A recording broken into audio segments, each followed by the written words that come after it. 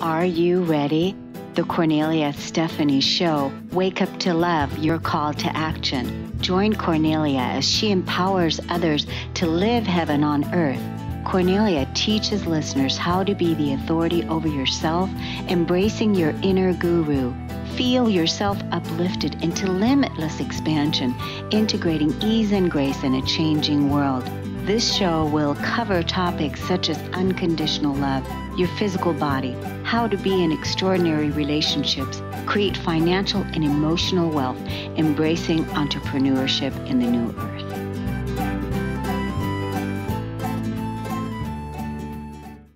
Hi, everyone. Welcome to the Kornelia Stephanie Show. I'm with Dennis Gaither. Hi, Dennis. Hello. Hi, everybody. Hi. So, Dennis, we are again talking about Hakomi today, and I just want to tell the listeners a little bit about, if they're tuning in today for the first time, Hakomi is a way of being with another that is, in essence, mindfulness-based assisted self-study.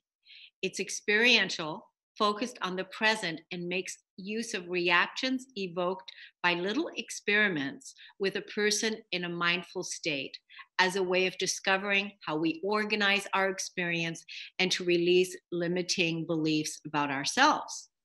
Underlining and supporting this process is the practice of loving presence created by focusing on those qualities of the other that inspire and nourishes us.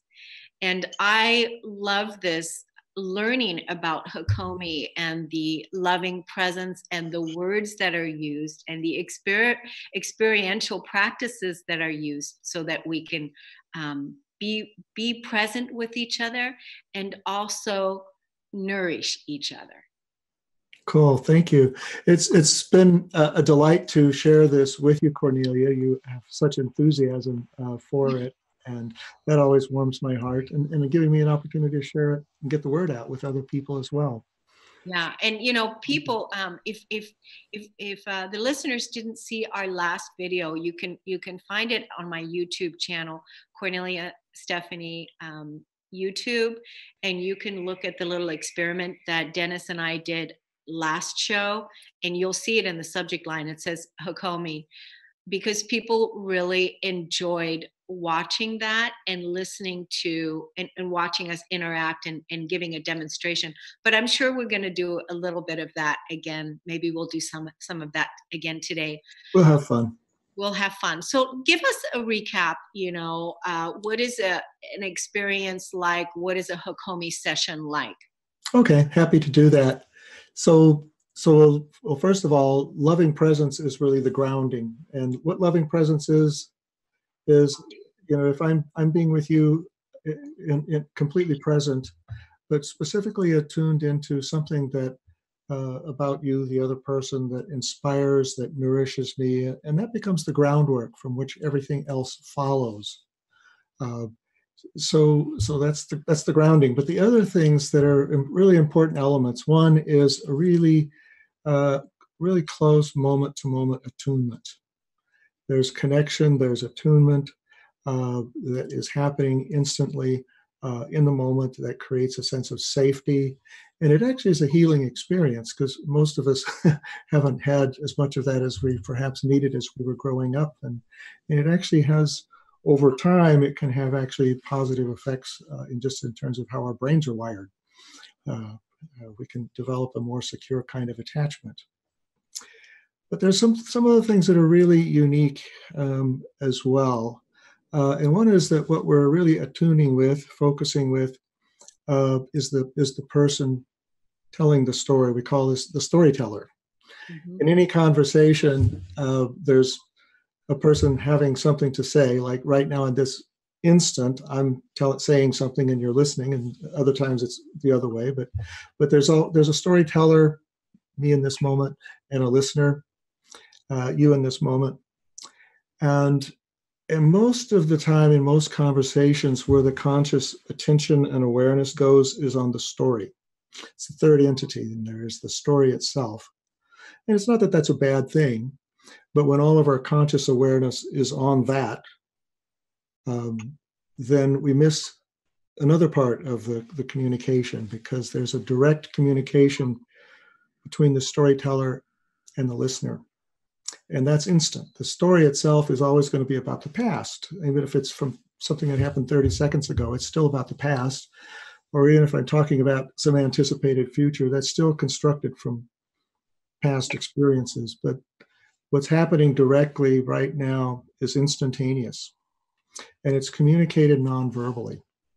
And most of the time that happens outside of conscious awareness. But practice that we have in Hakomi is actually to really pay attention to that and make it more conscious. And it begins with, as the person's listening, really tuning in and paying attention to the storyteller. But in doing that, we start to paying attention to ourselves as we're speaking. There was something that Ron Kurtz, I have to really honor Ron Kurtz, who was my teacher. And there was something he said. This is one of my 1,000 favorite things that he said. It's in that list somewhere. There were so many. But one of them he said is that what the adaptive unconscious needs, in other words, what we need for that part of us that organizes our experience to feel safe, what it needs to feel safe, two things. It needs to feel loved, loving presence, and it also needs to feel gotten. I'm not likely to unburden myself or show my tender side if I don't feel like the other person cares about me, but also I have to feel like they get me. That's so huge. Yeah. And so besides the tracking and the loving presence, we have ways of communicating. Yeah. That we're tracking, that we're following. Yeah.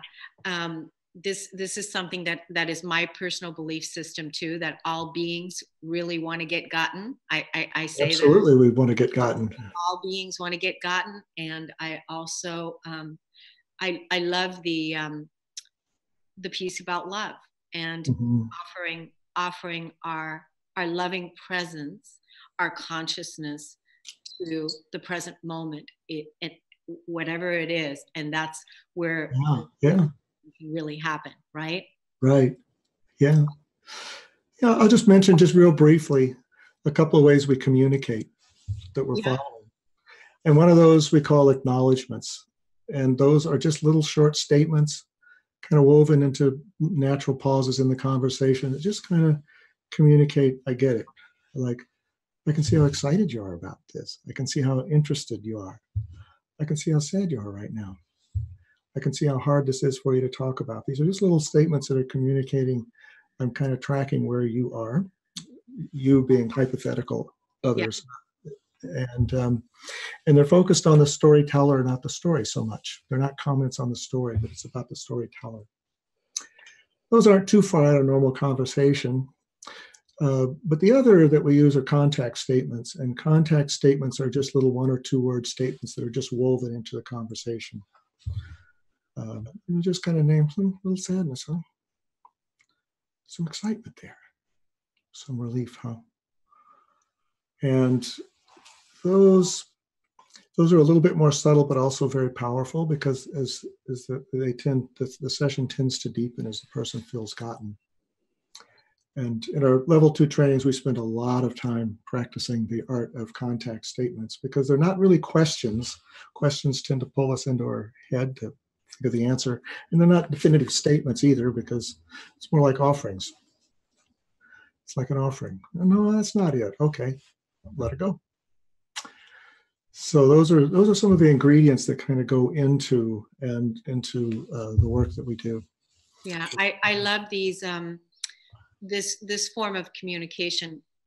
Actually, a lot of the work that I do, with clients, I didn't know it was called Hakomi, but offering loving presence to another human being. Yeah. Are revealing their past, or they're healing from something in their past, right? Is really is Hakomi. Well, yeah, it is. We can, or Hakomi is that, whatever way you want to put it. But yeah, you're a natural loving presence. I've known that about you for a while in our conversations, and even doing this right now. So yeah, and you know what I love? What else I love about it, Dennis, is like a lot of times it's really practicing the art of listening. Practicing the art of listening, and listening is communication, right? Listening is communication. So because a lot of times what people do, because they're preoccupied with so many things, they're not really listening to That's right. the person, because they're thinking in their mind how they're going to respond or how they're going to reply to what is being said, Right. right? Instead of really like completely bringing 100% presence into this communication, being 100% present, Yeah. not thinking at all about how I'm going to reply or what I'm going to say about it, but just being fully here. That's so important. That's so important, Cornelia. Yep. Yeah. I Yeah. totally agree. Yeah. Yeah. I mean, and this is how we're nourishing each other, and this is Mhm. how we're, offering healing. Even if you're doing this practice on your own, like, being with yourself, this is a wonderful practice, is to listen to yourself through your journal, and having compassion, and having being a witness to yourself, to whatever is up for you in the present moment, and Mhm. listening. Yep, it does. One of the joys of doing this work is actually you do learn to be a loving presence with yourself, and and sometimes that's difficult, and then it's useful to have another person being in loving presence with us. They're both the willingness to receive that, but also to provide it myself. Yeah, I really believe that there's a lot of work we can do on our own, really, Hmm. journaling, and healing, and doing this kind of work. And then there is other work that where we really need the witnessing, the presence Absolutely, we of do. someone else, right? So Absolutely, 'cause it just depends, and it's really all okay. Um, totally. it's totally all okay to have a witness, and to have a person, a facilitator, a coach, or a counselor, someone that is holding that loving presence for you while you are unveiling yourself, Hmm. right? Yeah, certainly. I think all of us, certainly my own experiences, I'm willing to go a lot deeper with a witness, and it tends to stick better. I can have thoughts going through my mind pretty quickly, but if there's a witness, it tends to nail it down. I find that for myself and for others as well.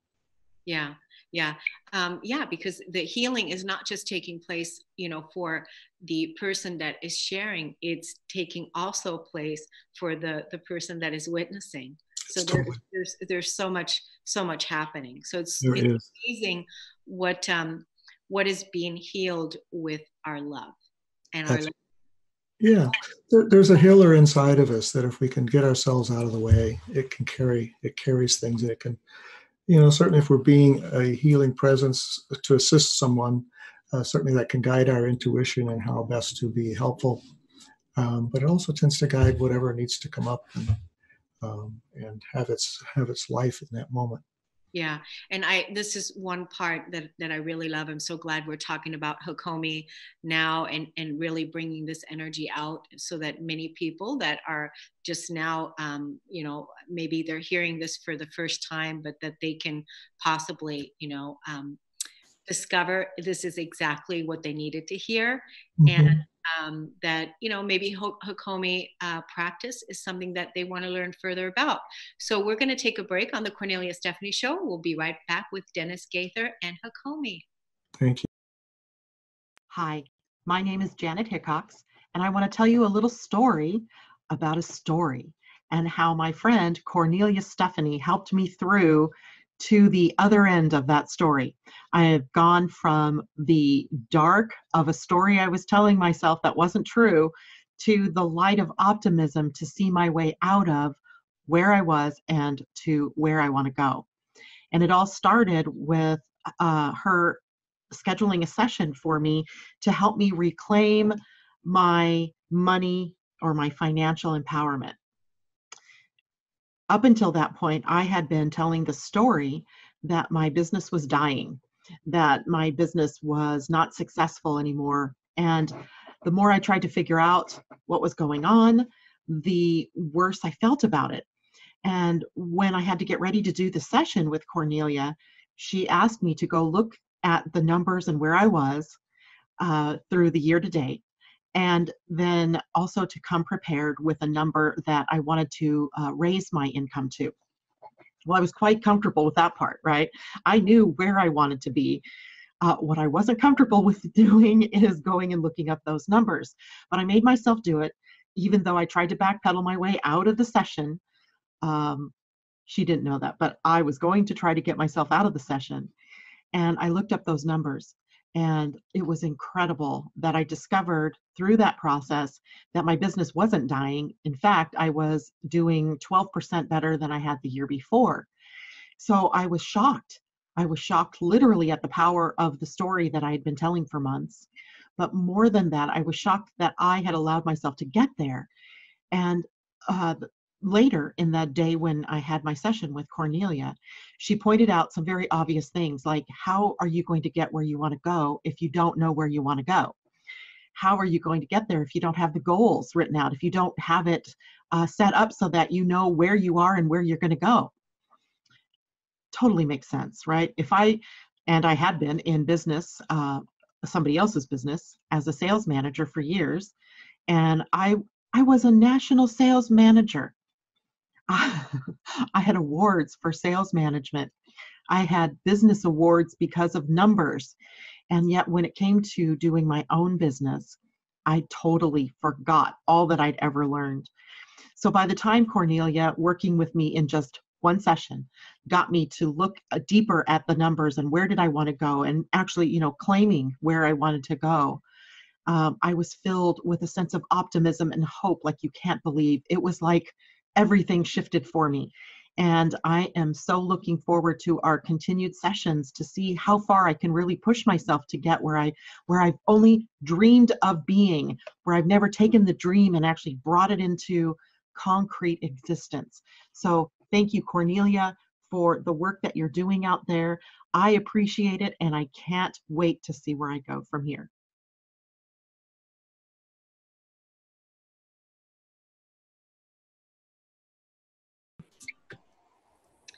We are back living heaven on earth with Dennis Gaither on the Cornelia Stephanie Show. We're talking about Hakomi, and now we want to find out how does a session unfold? Can you tell us a little bit more about that? Sure, I'd be happy to do that. And so, basically, it just starts with settling in, and I just listen in loving presence. And I'm going to use you for the other person, not necessarily specifically you, but just the other person. So then you can just begin talking about whatever you want to talk about, and I'm just attending to not only what you're saying, but I'm just noticing whatever little nuances, gestures, ways of speaking, little bits of emotion or feelings that might be there. I might offer those little acknowledgments or context statements that we talked about a few minutes ago once in a while. And I'm starting to just sort of get maybe little intuitions about maybe experiments that we might do, or what might be, if there's a challenge that the person is dealing with, that maybe there's not only the situation right now, but maybe there's a backstory that's being brought into the situation that is that's feeding into it and creating some of the unnecessary suffering associated with it, which is really what we're about here, is relieving the unnecessary suffering. And then there may be some times when I might invite you, the other person, to do an experiment. So one of the things, when I start to get some idea or little intuitions, or we call them hypotheses, a couple of things we don't do. We don't like to get into intellectual analysis. Don't like to get into making interpretations, because, I don't know what it might be. It might be quite surprising. We do experiments, and these are experiments in mindfulness. And let's just pretend for a moment that I suggest that we might want to do an experiment. And how we might do that is, I just invite you to just become really mindful and just noticing thoughts, feelings, memories, images that might be coming up as they occur in the present. And there may be other times when I might notice gestures, or ways of speaking. We call those indicators. And the experiment is always intended, something that's always intended to be nourishing, or to invite a sense of curiosity. We don't do trial runs of something that we know is going to be oppressive or unpleasant. It's always something that's potentially nourishing. Mm. Then we just notice what comes up in response. What comes up in response to doing the experiment. Yeah. So that's kind of a little bit of a background. So I think we talked about maybe doing something here. So let's just talk about out of the vast range of experiments. We can talk about maybe a specific kind of experiment that we would do. And so one of the things that we're looking for is there's something that the person's wanting to experience that they're not able to because of how they've learned to organize their experience around old core beliefs, core experiences that they're not able to organize. They're not able to allow themselves to have fully. And so the way we might study that is to invite them just to get, first of all, what I always ask, it's always with permission, the principle of nonviolence.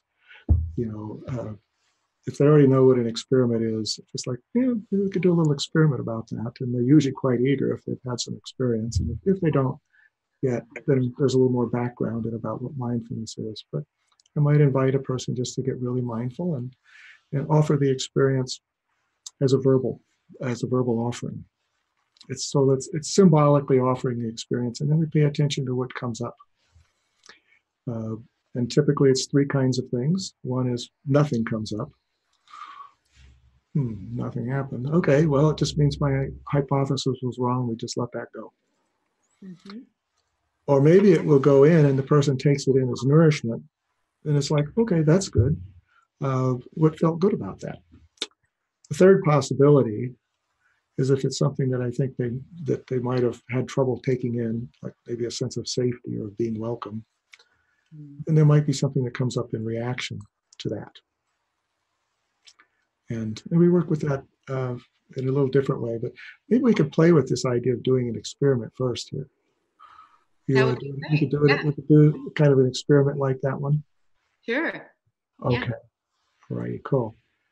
So we can do a little kind of a fairly generic sort of verbal offering here, and then so I'm just going to just invite you just to become really mindful. That just means noticing thoughts, feelings, body, just kind of being open to whatever comes up, and with a kind of a sense of curiosity. I wonder what'll come up here. And it's okay if it's nothing. It's okay if it's something. It's all fine. It can be either eyes open or eyes closed, whichever feels more comfortable. And so maybe just take a few breaths and kind of settle in a little bit and just really getting connected with your inner life a little bit. And when you're ready, you can just give me a nod.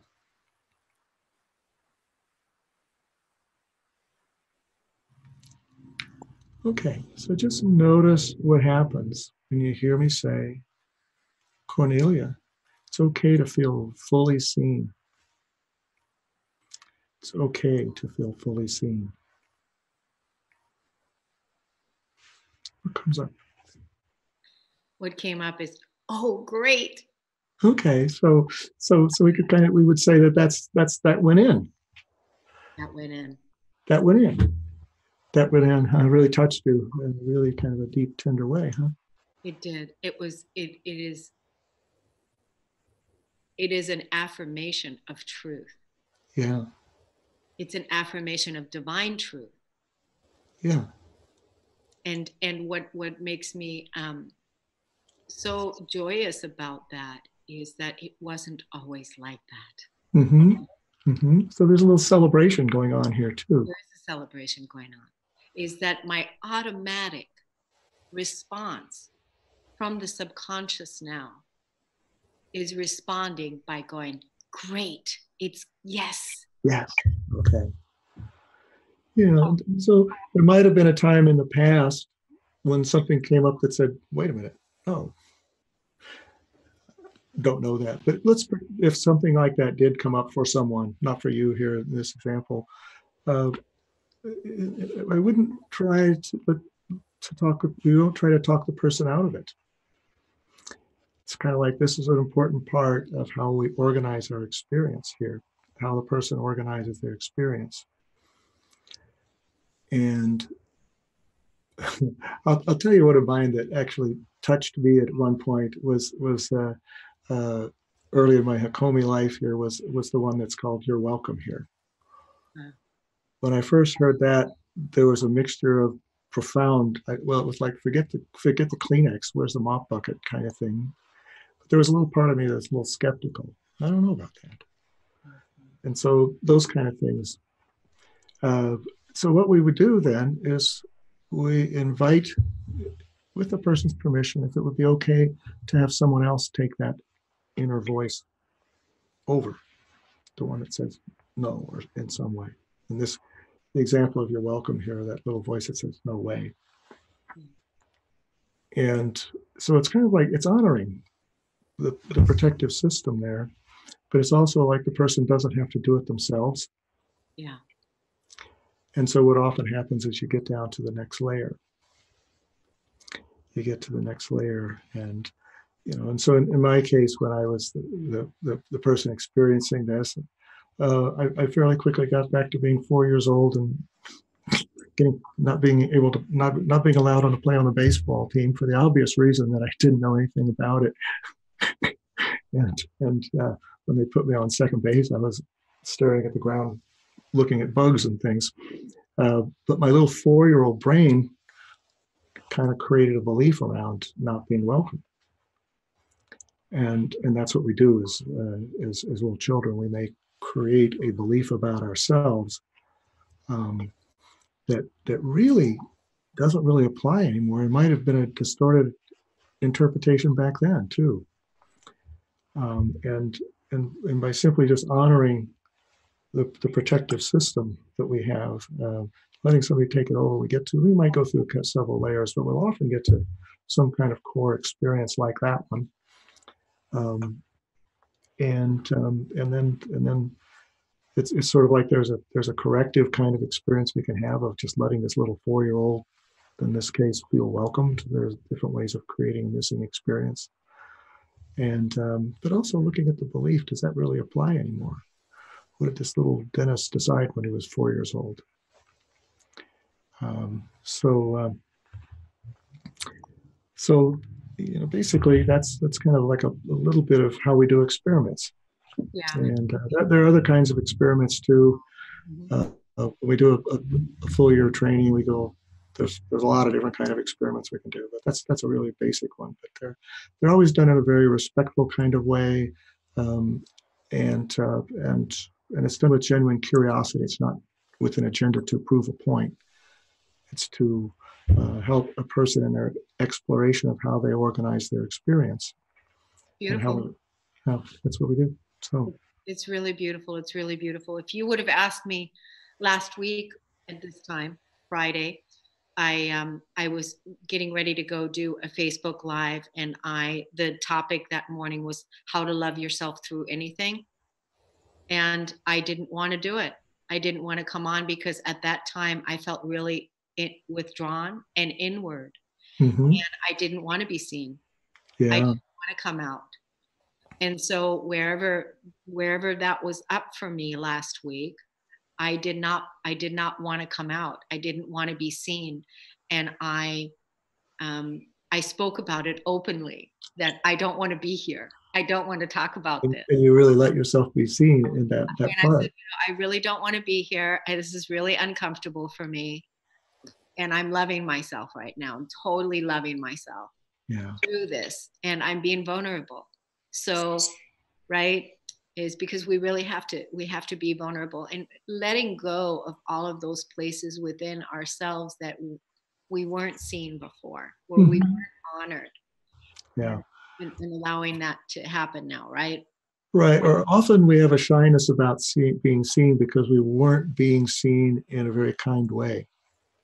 Or at least we didn't experience ourselves being seen. It might have been a more of a scrutinizing or judgmental or critical way. And so we have protectors that kind of say, I don't want to be seen that way, so I'm not going to let myself be seen. And so that idea of not letting oneself be seen is kind of, it's protecting something very tender inside of us. Yeah. You know, what has been a big limiting belief for me over the years Mm-hmm. I'm taking up too much space. Uh-huh. I'm taking up too much space. Mm-hmm. Because again, the belief that I should be, I should hurry up and say what it is that I need to say. This is how I was trained, right? So children should be, um, uh, um, I shouldn't take up that much space. Right. That was the belief. So Yeah. having overcome that, it's okay to take up this space. Right. And Right. let's do it. Well, let's just maybe make that as a hypothetical here. So, because it's a really common one. I don't Is it? deserve the space I take up here, even Okay. if I may have another one that says I take up too much. But so the experience that, because I have a part like that too, the experience that I wouldn't let myself be having is just to feel like there's plenty of space for me. So, Oh. so if you were my Hakomi therapist, you could offer that in the same way we just did. Dennis, there's plenty of space for you, and see what comes up. And, it might go in and feel really good, maybe nothing, or maybe there'll be something that will come up.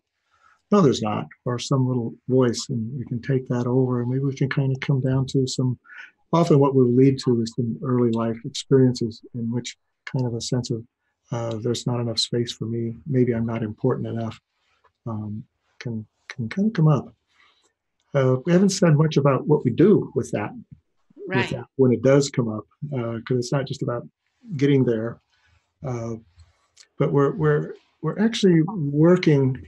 When we're working with a memory, we kind of said Hakomi is a present moment kind of practice, and yet here is a memory of something that happened long ago. And what we're working with is not the past. We're working with a memory that that someone is having now. It's memory as present moment experience, even though the subject matter may be about the past. It's not treated as some literal, not necessarily literally exactly like that, because human memory actually is very malleable. But what we're actually really after are the patterns and the beliefs that got set in place there that are still acting. And there's a couple of parts to that. There are many parts to it, actually. But the two main ones, there's an emotional part.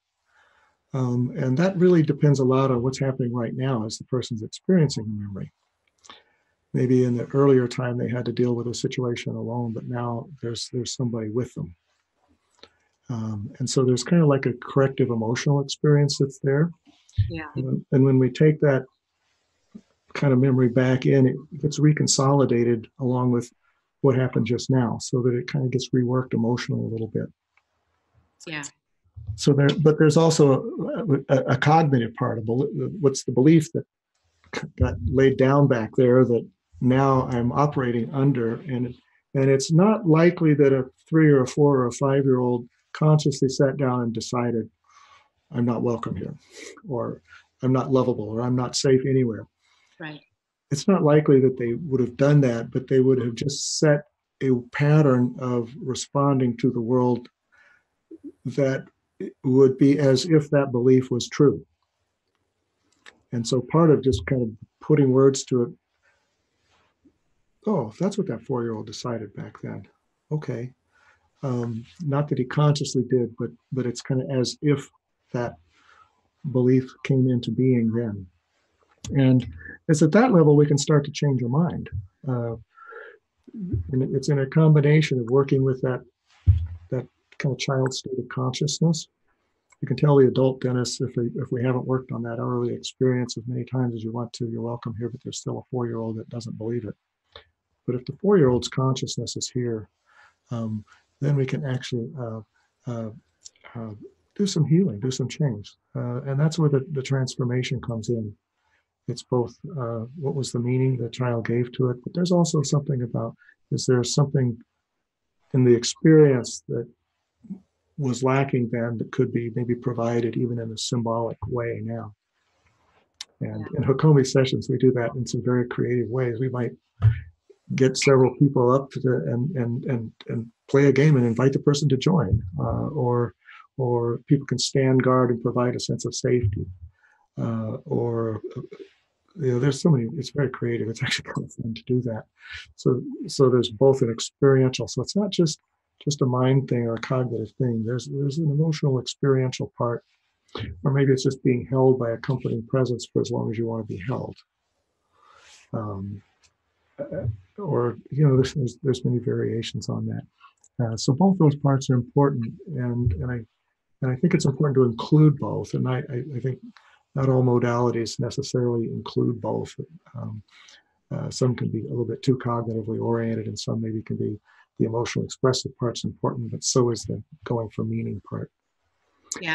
You know what really is brilliant is the experience of changing the belief, the negative limiting belief of there's not enough space here for you. That was the subconscious belief that the being, the person, has acted out upon their life. They felt that belief was true.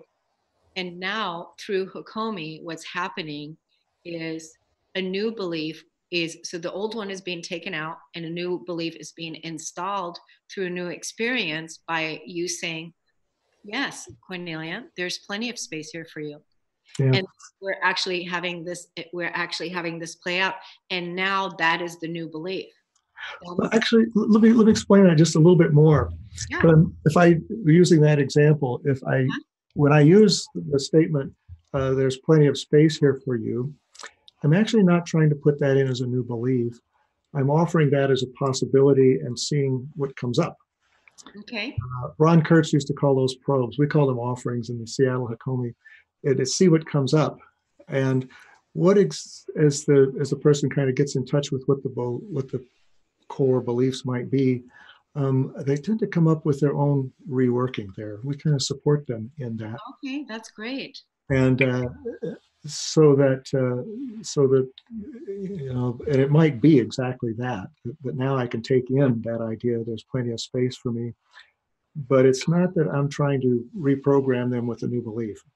Okay, that's really a good distinction, because what you're doing, it's an offering for something else, to a probing offering, and they get to decide what their new belief is going to be based on whatever is coming up for them. Yeah, as we release something that's been there, then we could kind of decide what would be the new thing that we would like to take in. Yeah. And it might be very much related to that original offering. And sometimes we'll kind of redo the offering and see how it goes in now. But it's not with an agenda. That would, if I really had this idea, I got this idea what the beliefs you should have, and try to manipulate them into accepting it, we would consider that an act of violence in this work. Wow, that's powerful. And nonviolence is one of our principles. Yeah, and you know what? I mean, and the belief that there's space here for you isn't a bad belief to have. Oh my goodness, no, it's not. Or feeling welcome, or feeling like it's okay to be fully seen. Yeah. Those are all good things. But still, yet again, you guys, like you said, you have a protocol and you have principles that you're following, and that the intention has to be clear, that it's not going in to reprogram anyone, that they get to decide for themselves. No, it's assisted self-study. But what makes it work is that everyone has inside themselves, there's something, we call it the organicity principle in Hakomi. There's a healer. I tend to personify it. There's a healer inside everybody. Yeah. You can take that as literal or just as a metaphor, whatever you want. But there is something that knows there's something that calls us to be more whole and to be more healed. And this work is really about not deciding where that should go, but aligning with it. Yeah, I love that. Do you have any other experiences for us, or a little something that we can practice before we take our next break? Oh, let's see how much time we have. Just a minute or two. I'll give you. We have a little while. Okay, cool. Well, I can tell you an experience of my own here, and this was in the early days of working with Hakomi. In fact, it was still in a training. It was in Mexico with Ron Kurtz when he was still living. And I was working with someone, and there was an awareness that there was something that was kind of tight in the back of my shoulder. And there are a couple different ways we could have approached that. One would be what we call attention sequence. But the way we did in this particular time was a little different than that, was had someone take over the tension. Okay. So in the way that's done, I'm laying on the floor. And if I were to exaggerate that movement, it would seem to want to pull my arm back. And I might have wondered if maybe I'm wanting to, I wondered if maybe I want to, but I wasn't aware of any feeling like that. But the way we did this was by an experiment in which I'm laying on my back and there's a person working with me. And I would just move my arm forward and she would push against it. So basically she was taking over the holding back. She's doing it for me. And so then just simply allowing the movement, really, but it's done really slowly. It's not about overpowering. It's about just being really slow and just noticing what comes up. And in this case, the movement wanted to complete itself. And what the movement that wanted to complete itself wasn't that. It wasn't anything aggressive. It was actually an extending a hand out, a reaching out movement. You know, on the audio, you can't see this, but it was extending the hand out with the palm up. And so what was being held back was a desire to reach out. Wow, that's what was being held back. That was what was being held back. And then there are experiences from early life about why that would be something fearful to do. But I don't know any way of getting to that except by, or maybe you could have, but really working through our somatic experience. To borrow a phrase from Freud, it's really like it's the royal road to the unconscious. He applied that to dreams, but we apply it often. It can be to our somatic experience because the body is an intrapersonal communication device. Mm-hmm. Our patterns and our core beliefs are often expressed there. And by working through that expression in certain ways with mindfulness, we can actually get to those kind of beliefs, basic core beliefs. And I mean, I've had people go all the way back to birth experiences with doing those kind of things. So it can be, it's actually really powerful and ever fascinating and delightful. I love it. I love talking about it. I love just the energy around it, the loving kindness, the nonviolent communication, the healing that takes place, the empowering experiences, and to, again, that creative part where there's, just between the two of us or between a group and all the healing and everything that can take place. I just so glad that you brought Hakomi to us here on the airwaves, Transformation Talk Radio, and getting this information out for people that really are ready to receive this level of healing in their life, right? Yes. Cool. Yes. Yeah, it's wonderful, Dennis. So let's take a break on the Kornelia and Stephanie Show, and we'll be right back with Dennis Gaither. My name's Bob Skeel. I'm 91 years old, and I want to take a few minutes now to share with you the important role, actually the critical role, Kornelia has played in my life. I say critical because I'm not sure I'd be alive at all to the many possibilities that make up our human experience at my age, if not for her. I could have easily become another dead man walking, only half conscious, stumbling through my remaining years, if it hadn't been for Kornelia. 6 years ago, I lost my wife to Alzheimer's. We'd been married for 61 years.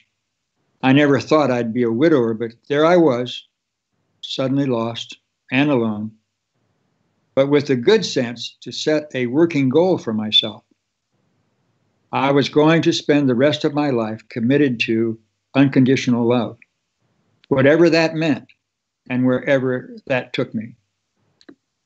A year or so later, Kornelia came along, helping me over several years to focus that unconditional love where it had never been focused before, on me. My whole life, my entire being had been focused on love of neighbor, and I had derived great satisfaction from that. But in the process, I had ignored the second part. I love your neighbor as yourself. Now it was time to direct that love inward.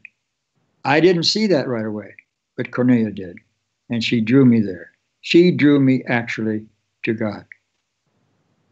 Through many conversations over coffee and after numerous, sometimes tearful, agonizing discussions, Kornelia was able to lead me, kicking and screaming, to within where I needed to be. It was there finally that I was able to re-identify myself. It was in bringing unconditional love to myself that I now saw myself in a new light, a fully conscious, worthy human being, capable of healing, loving, and creating in my own right all these gifts of the evolutionary process. I'm a new man now, younger as I get older. I don't move as fast as I once did, of course, but my smile is quicker and I engage the heart and mind of others more readily. I would likely not be at such a wonderful stage in my life if not for Kornelia. I owe my new life to her, a wonderful friend and a constant source of inspiration. Thank you, Kornelia. We are back and you're listening to the Kornelia Stephanie Show. We had such a great show. I feel, Dennis and I were talking about it during the break, how nourishing we both feel and the vibration and the energy that we've created with this discussion today. We really hope that you're feeling the love and feeling the nourishment of this information that we shared. So Dennis, we want to let the audience know about upcoming Hakomi events and insights on where people can find out more about Hakomi. Cool. I'd be happy to do that. So in the Seattle area, I'm part of a group. We've been working together for about 20 years now. Wow. Beginning with when we first trained with Ron Kurtz, and then after a 3-year training, then we created the Seattle Hakomi Educational Network. www.seattlehakomi.com. So we really created a sense of purpose together of fostering loving and healing community, and that's really been an underlying theme as we share Hakomi. At this point, we have workshops that go all the way from introductory workshops to professional level trainings. And I'll just tell you a little bit about some of the specific ones. So there's one coming up very soon on the Bastyr campus called Deepening Skills.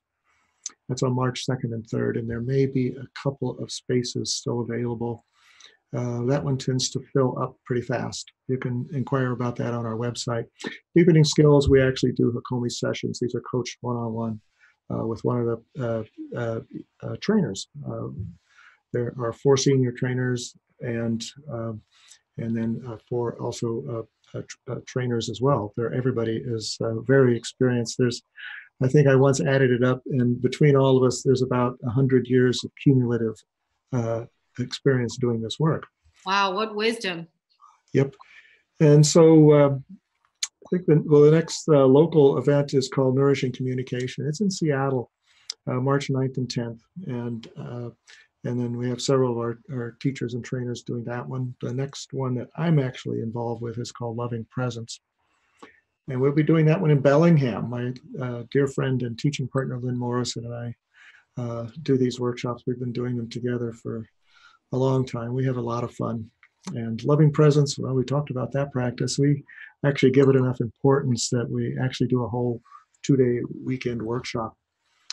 For people that are psychotherapists, social workers, massage practitioners, these are all accredited for CEUs. And I would be willing to bet this will be one of the most enjoyable CEUs you've ever gotten. There are no PowerPoints, it's just experiential. We laugh a lot, we play a lot, and we learn a lot. So it's just really is delightful to share that. One of the things that gives me a great deal of joy is just to witness someone's blossoming. And I feel like I get opportunities to do that really often. And a large part of that is because of this work. So I'm very grateful to Ron Kurtz and to Donna Martin also, who was a close associate of Ron's, and was also really major Hakomi teacher, and my friends at the Seattle Hakomi Educational Network. So love to have you check us out, and maybe we'll cross paths in Hakomi land sometime.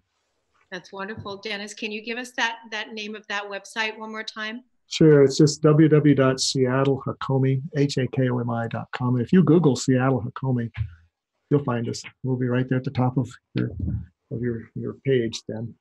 Great. Yeah. You guys have quite a few events coming up, 2 in early March and then 1 in April. So it's a wonderful way to get, like you said, get started or, get a taste of Hakomi. Mm-hmm.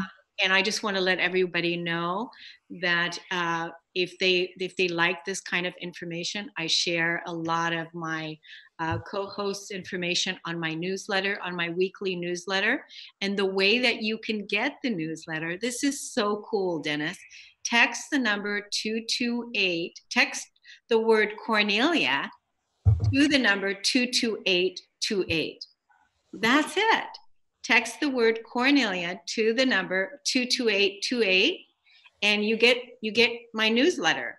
Or you can do it traditionally, and you can go to my website at korneliastephanie.com, and you can sign up for the newsletter there.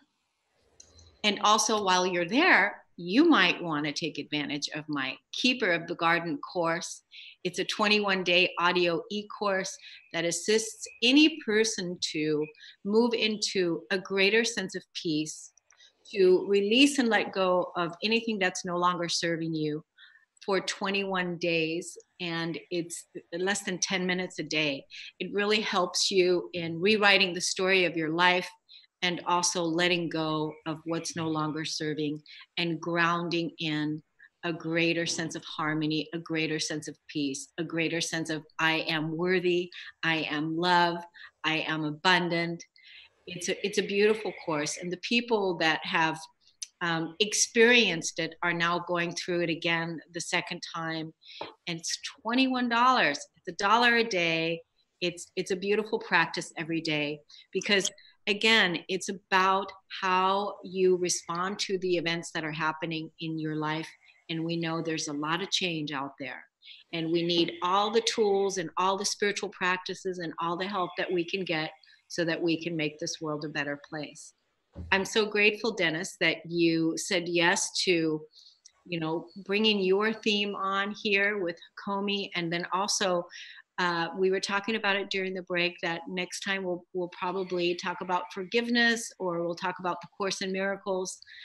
Who knows what you're going to come up with, but I know that it's going to be fantastic because you have so much wisdom to share. You have so many skills that you've developed and strengthened over the course of your life, and we're just blessed to have you on. So look forward to it. Thank you, Kornelia. I feel blessed to be on and to have this opportunity, and you're a blessing as well to basically be supporting so many people sharing their light. There's a generosity and a kindness and a love in that is really moving to me. I appreciate it. Oh, love you, Dennis. Thank you so much. Do you have any final words for our listeners today? I don't. Just. I'd love to see you. I'd love to hear from you, and maybe we'll cross paths. It's a delight to share this work. It's really had a huge impact on my life, and I know it's touched a lot of others as well. Absolutely, it's touched me. It's really made me listen more and experience, a greater level of nourishing. It's softening, and I love that.